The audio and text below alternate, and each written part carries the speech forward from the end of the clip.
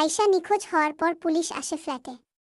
তারা পায় শুধু একখানা খাতা, পুতুলটা নেই, খাতার ভেতরে পুরনো এক চিঠি। এক বুড়ির হাতে লেখা, যদি কেউ পুতুলটা ছোঁয় সে এই খেলার অংশ হয়ে যায়। কারণ ওটা শুধু অভিশপ্ত নয়, ওটা আমার মেয়ের আত্মা।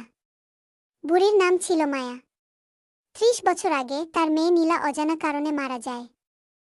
গ্রামের লোক বলতো মায়া মেয়েকে কালো জাদুতে বাঁচাতে গিয়েই ওকে বন্দি করেছিল এক পুতুলের ভিতর।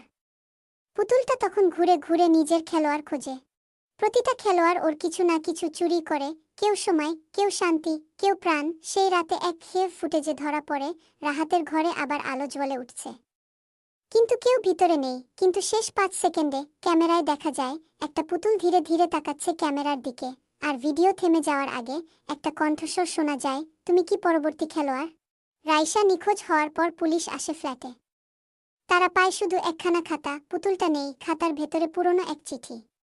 এক বুড়ির হাতে লেখা, যদি কেউ পুতুলটা ছোঁয় সে এই খেলার অংশ হয়ে যায়। কারণ ওটা শুধু অভিশপ্ত নয়, ওটা আমার মেয়ের আত্মা। বুড়ির নাম ছিল মায়া। ৩০ বছর আগে তার মেয়ে নীলা অজানা কারণে মারা যায়। গ্রামের লোক বলতো মায়া মেয়েকে কালো জাদুতে বাঁচাতে গিয়েই ওকে বন্দি করেছিল এক পুতুলের ভিতর।